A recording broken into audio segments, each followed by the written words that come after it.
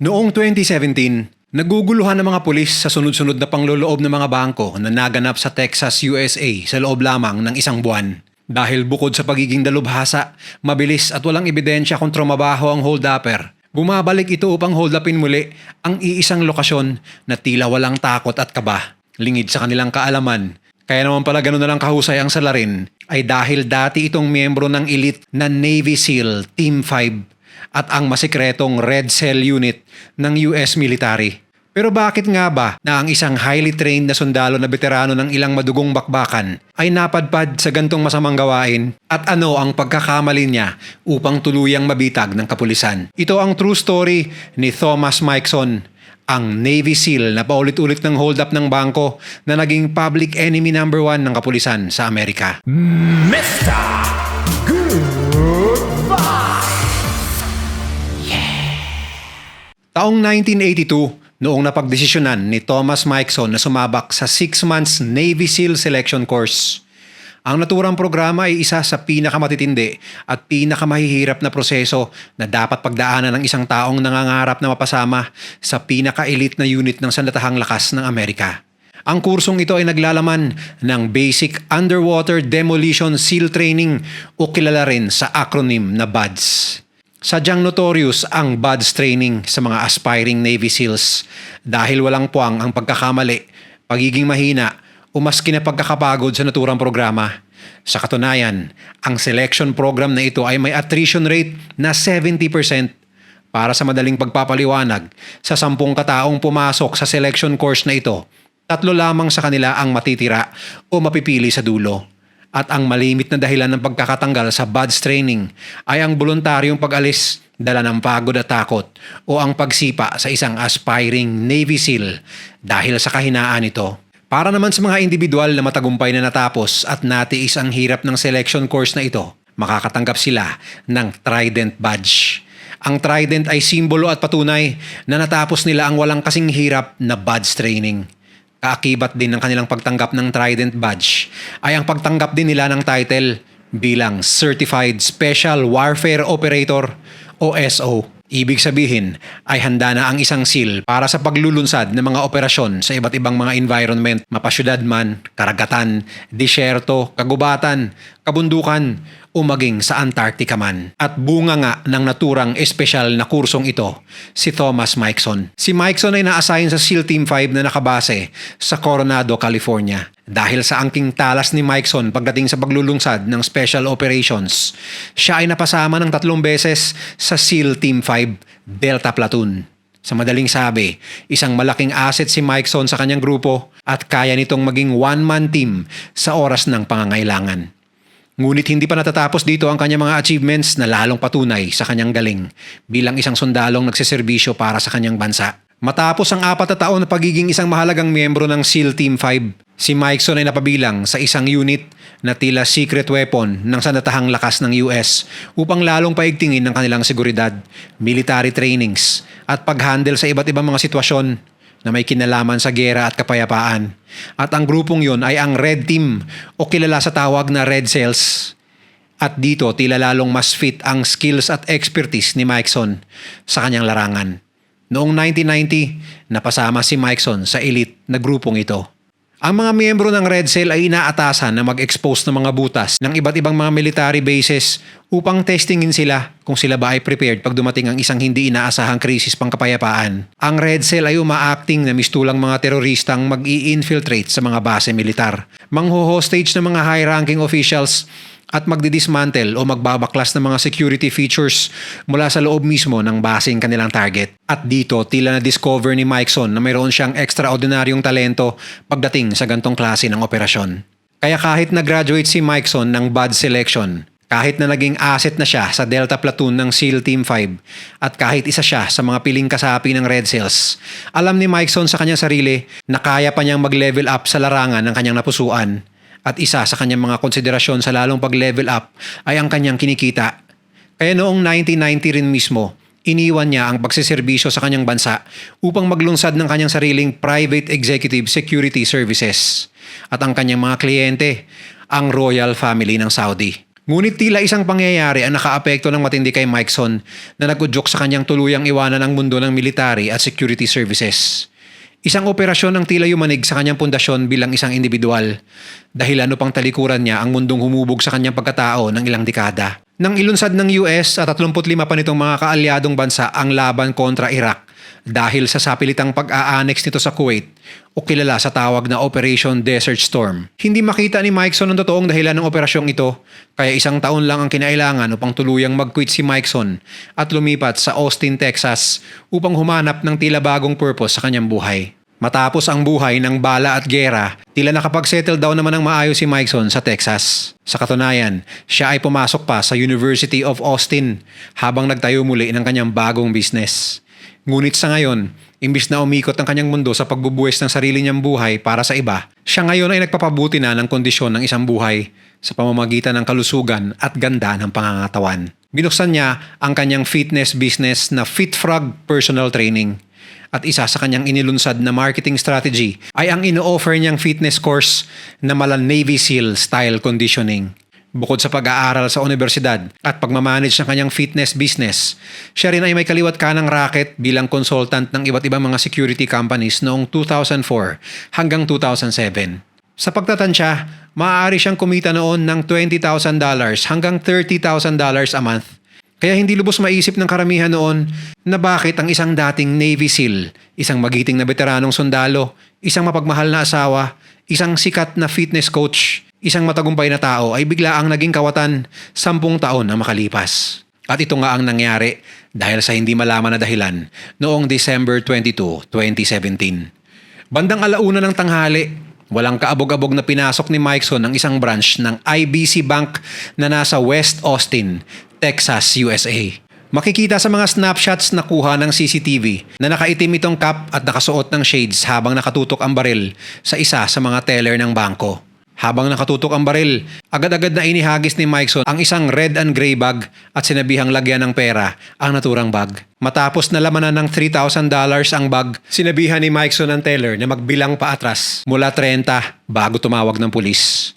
Lula ng kanyang dark gray na pickup truck, kalmadong umalis si Mikeson na parang walang nangyari. Matapos ang mahigit na 10 minuto, rumispondi agad ang Austin Police Department o APD kasama ng kanilang robbery response unit. Nang interviewin ang teller na nakausap ng suspect, inilarawan niya ito na isang puti na halos 6-footer ang tangkad. Nasa edad na 50 at malaki ang kaha.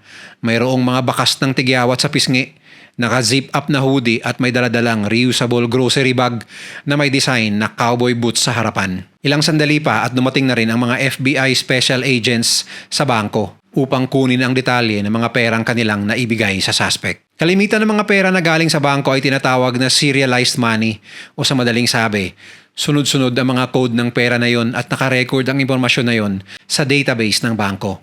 Sa madaling sabi, madaling i-trace ang perang nawala o nanakaw dahil sa special codes na yon. Ngunit ang ikinagulat ng mga investigador, mababa ang rate ng bank robbery sa Texas noong taong 2017 at lalong mas mababa ang tsansa na magnakaw ang isang magnanakaw sa parehas na lugar. Ngunit para kay Mikeson na may military level na intelligence at skills, binali niya ang paniniwalang yon at 2 linggo lamang matapos ang una niyang panloloob sa naturang IBC branch, tumake-two pa ang dating veteranong sundalo. January 5, 2018, bandang 12:00 ng tanghali, niloob muli ni Mikeson ang naturang bangko sa parehas na procedure. Agad-agad siyang pumunta sa mga teller, tinutok ang kanyang baril, hinagis ang isang leather bag at sinabing lagyan niyo ng cash. Sa oras na ito, mas malaki ang kanyang nakamkam. Nakakuha si Mikeson ng $8,075 sa pagkakataon na ito. Matapos na makuha ang pera, sinabi niyang magbilang pa atras ng 60 ang mga teller bago tumawag ng pulis. At katulad ng una, madulas na naman siyang nakaiskapo bago pa man makarating ang mga otoridad.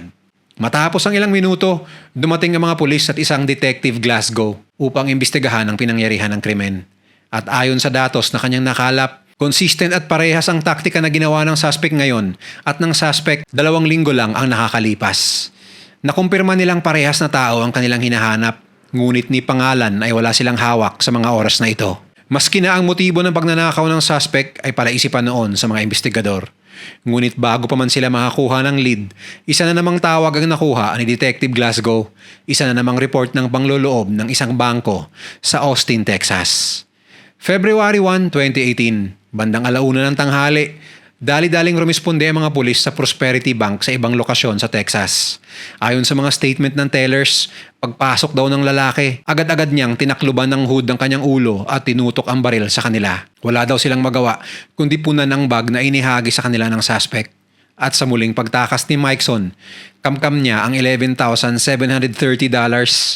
at hindi pa ito ang lahat. Wala pang isang linggo matapos lamang ang 6 na araw, siya ay bumalik mismo sa Prosperity Bank. Gamit-gamit ang parehas na proseso, parehas na damit at parehas na bag. Itinutok ni Mikeson ang parehas na baril sa parehas na teller sa bangko na yon ng bandang 9:00 ng umaga. Sa kanyang muling pagtakas, dala-dala ni Mikeson ang $2,335 na iniabot sa kanya ng nanginginig at halos maihi sa takot na teller. Sa mga oras na ito, talagang napapaisip ang mga otoridad sa motibo ng suspect. At lalo pang palaisipan sa kanila kung pattern nga ba ng suspect na nakawan ang isang bangko ng 2 beses. Palaisipan rin sa kanila kung saan nakuha ng suspect ang kanyang kabihasaan pagdating sa gantong klaseng operasyon.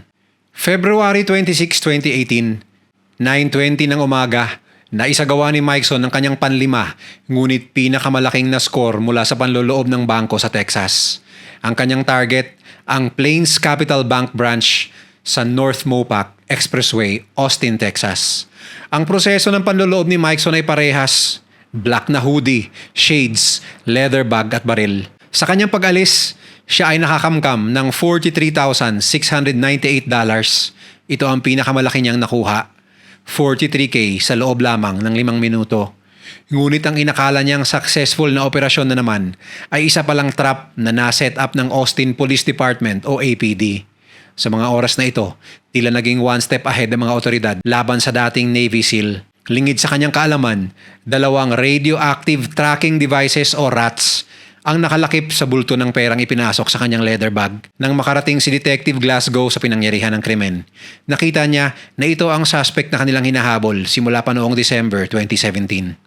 Dahil dito, dali-daling kinontak ni Glasgow ang dispatch at sinabi na may tracking device ang bag ng suspect. Agad-agad namang kinumpirma ito ng APD Communications at dali-daling na dispatch ang kanilang helicopter upang itrack ang signal. Nalaman ng APD na ang signal ay nanggagaling sa isang gray na Ford F-150 pickup truck na nasa isang residential area. Agad-agad na nagpadala ng mga otoridad ang APD sa naturang address at namataan ang isang lalaki na nagmamatch sa description ng suspect mula sa 5 panloloob ng bangko sa Austin.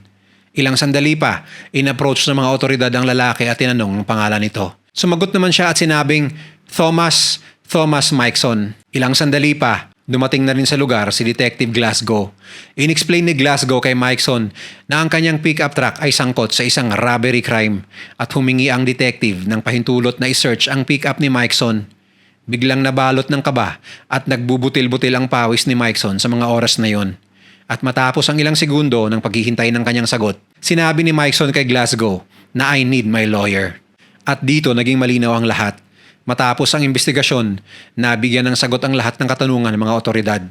Kaya naman pala tila kalkulado ang bawat galaw ni Mikeson sa kanyang mga panloloob ay dati pala itong parte ng pinaka-elite na unit na Navy SEALs at isang classified na grupo na Red SEALs.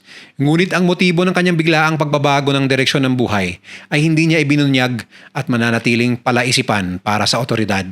Maging ang dati niyang mga kasamahan sa Navy SEAL ay nagugulumihanan sa kanyang biglaang pagkasangkot sa krimen. Maraming espekulasyon kung bakit ang dating sundalo ay naging isang bank robber. Maraming mga haka-haka na nagkaroon raw ito ng malaking problemang pinansyal upang maging dahilan ng kanyang kinahinatnan. Ngunit kung ano't ano pa man, kung mayroong isang tao na kayang magsasagawa ng flawless na operasyon, na kayang magsamantala ng mga buta sa seguridad ng isang establishmento at tumakas na parang walang nangyari, si Mikeson ang taong swak para sa mga criteria na yon. Sa pag-issue ng search warrant, na-recover ng mga otoridad ang mga trackers, $34,000 na cash, ang reusable grocery bag na kanyang gamit sa 2 unang pagnanakaw, ang leather bag na kanyang gamit sa huling 3, ang kanyang pistola at maging ang shades na makikitang suot-suot niya sa loob ng mga bangkong kanyang pinagnakawan. Matapos ang mga hearing, siya ay hinatulan ng guilty sa 5 bank robberies. Siya ay nasentensyahan na makulong ng 97 months o mahigit 8 taon at additional na 5 taon na supervised release at kailangan pa muling magbayad ng halos $26,000 na danyos. Patunay lamang ang kwento ni Thomas Mikeson na bawat tao ay biniyayaan ng iba't ibang skills o kakayahan upang gamitin na umunlad ang buhay o kaya na may makatulong sa iba. Ngunit may iilan talaga na imbis na kabutihan ay sa kasamaan nila ito ginagamit. Kaya kung ikaw ay magaling sa isang bagay, idol, at iniisip mo itong gamitin sa masama, huwag mo nang ituloy. Dahil kahit gaano ka man kagaling, darating din ang oras na mauubos ang swerte at galing mo. At sa kulungan ka pupulutin hanggang sa iyong pagtanda. Kung nag-enjoy ka sa video na ito, i-share mo naman sa iba at mag-subscribe ka na rin. Huwag kalimutang panoorin yung mga videos na nasa kanan para lalo pang maubos ang oras mo.